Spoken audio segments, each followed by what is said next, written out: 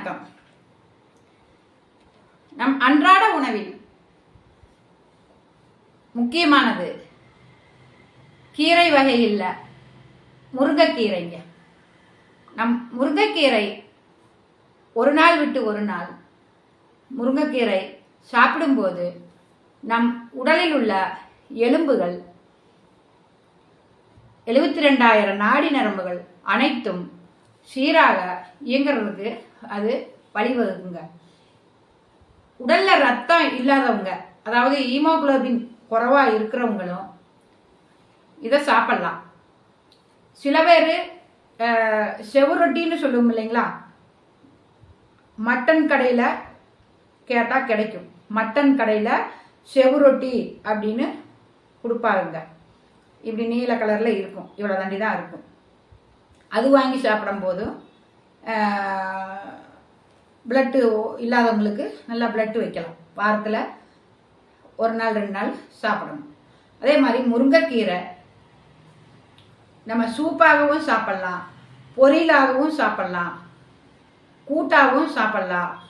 நம்ம சாதாரண தோசை சுடுறோம் இல்லைங்களா, டெய்லி அன்னாடு அரிசி தோசை, அரிசி இட்லி, அரிசி அந்த மாதிரி அரிசியில் செஞ்சு சாப்பிட்றோம் இல்லைங்களா, இது அப்படியெல்லாம் இல்லாமல் புரோட்டீன் சத்துள்ள பயிர் வகைகள், பாசிப்பயிறு, கடலைப்பருப்பு, கொண்டக்கடலை, கருப்புளுந்து, அந்த மாதிரி பயிர் வகைகள்லாம் எடுத்து, தானியங்களெல்லாம் எடுத்து கொஞ்சம் 1/4 பங்கு 3/4 பங்கு தானிய வகைகள் அப்படின்னா 1/4 பங்கு 3 டம்ளர் பயிர் வகைகள் அப்படின்னா 1 டம்ளர் அரிசி, பச்சரிசியோ புழுங்கரிசியோ இட்லி அரிசியோ போட்டு நல்லா ஒரு 6 மணி நேரம் ஊற வைக்கணுங்க.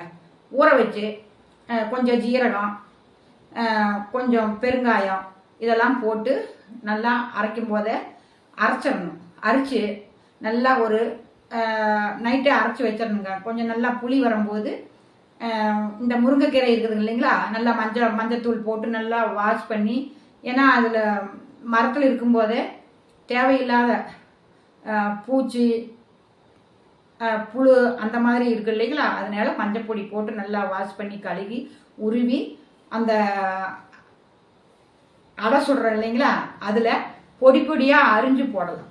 சரிங்களா, பொடி பொடியாக அரிஞ்சு போடலாம். அப்படி இல்லை அடை சுட போகிறோம், நைட்டு ஆட்டி வச்ச மாவு அப்படின்னா காலையில் எழுந்திரிச்சு அந்த முருங்கைக்கீரையை கழுவி மிக்சியில் போட்டு நெம்ப அரைக்காமல் துதியாக இருக்கிற மாதிரி அரைச்சி அந்த மாவில் சேர்த்துக்கலாங்க. சேர்த்து கொஞ்சம் பெருங்காயப்பொடி, கொஞ்சம் ஜீரகம் இதெல்லாம் போட்டு நல்லா கலக்கி அடை மாதிரி சுட்டா குழந்தைகளுக்கு நல்லா எலும்பு நல்லா வளர்ச்சி அடையும். நாடி நரம்புகளுக்கு நல்லா ஃப்ரெஷ்ஷாக வேலை செய்யுங்க. ஏன்னா நல்லா நாடி துடிப்பே நல்லா இருக்கும். முருங்கைக்கீரை, முருங்கை சூப்பு, முருங்கை அடை, அது வேற வேற நிறைய இருக்குது, இதுலேயே வெரைட்டியாக இருக்குது. அந்த மாதிரி அடை செஞ்சு சாப்பிட்லாங்க. அல்ல அப்படின்னா பொரியலாக செஞ்சு சாப்பிட்லாம். சரிங்களா, அதே மாதிரி கீரை வேகும் போது எப்போவுமே இந்த கீரை ஒன்று மட்டும் வாயு சம்மந்தப்பட்டது. சரிங்களா, அதனால கீரை வேகும்போது இந்த இவ்வளோ பெரிய வெள்ளை கட்டி சர்க்கரை, அதாவது நாட்டு சர்க்கரைன்னு சொல்லுவோம் இல்லையா, அதை ஒன்று போட்டுருங்க. சரிங்களா, போட்டுட்டு நீங்கள் வேக வச்சா வாயு இருக்காது. ஏன் சொல்கிறேன் அப்படின்னா, சில பேருக்கு வயிற்றால போகும், சில பேருக்கு முருங்கைக்கீரை உடல்ல ஒட்டாது, அப்படியே வாமிட்டு வரும். அந்த மாதிரிலாம் இருக்கும்போது அதனால தான் சொல்கிறது, வேகும்போது கொஞ்சம் வெள்ளைக்கட்டி அதில் போட்டு வேக வச்சு சூப்பாக செய்யும் போதும் அப்படி தான். அடுத்த வீடியோவில் சூப்பெல்லாம் எப்படி வைக்கலான்னு நான் சொல்கிறேன். இப்போ முருங்கைக்கீரை அடையாக செஞ்சு சாப்பிட்லாங்க. அப்படி இல்லை அப்படின்னா பருப்பு இருக்குதுங்களா, என்ன பருப்பு கேஸ் தான், முருங்கைக்கீரை வாயு, 2 ஒத்து வருமா அப்படின்னு நீங்கள் நினைப்பீங்க. அப்படி இல்லைங்க.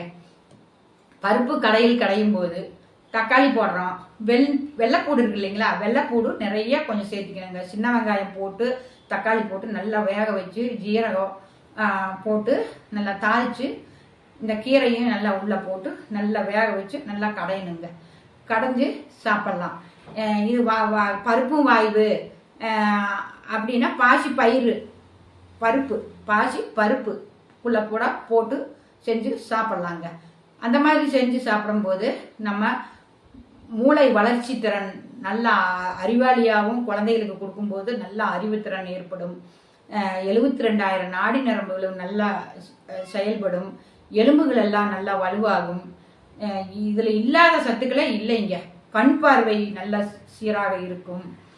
கேட்ராய்டு ஃபார்மா இருக்குது அப்படிங்கிறவங்களும் கண் பார்வை கொஞ்சம் மங்கலாக இருக்குது அப்படிங்கிற ஆப்ரேஷனுக்கு போகாமையே நம்ம இந்த கீரையை சூப்பாக வச்சு சாப்பிட்லாம். ரெண்டாவது, இந்த மாதிரி பாருங்க, நம்ம எல்லாரும் வீடுகள்லேயும் கிடைக்கக்கூடிய அருமையான முருங்கை இலைங்க. சரிங்களா?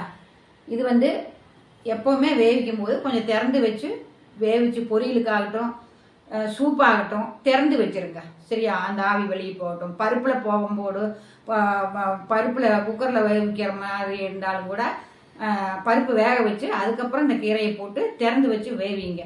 வாய்வு இருக்காது. சரிங்களா? அந்த மாதிரி இந்த முருங்கைக்கீரையை நீங்கள் பயன்படுத்தி வரலாம். சரிங்களா?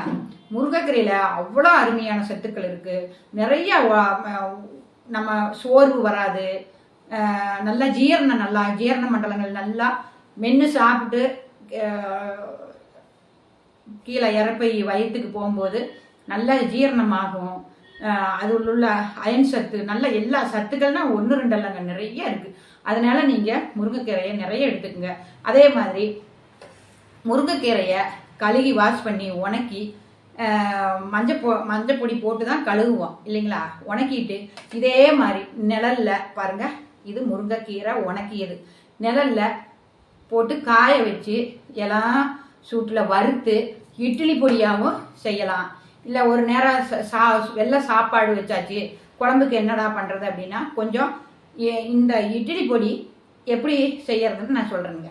இந்த உணக்கிய முருங்கை இலையை லேசாக வடச்சட்டியில் வறுத்து எடுத்து வச்சுக்கணுங்க.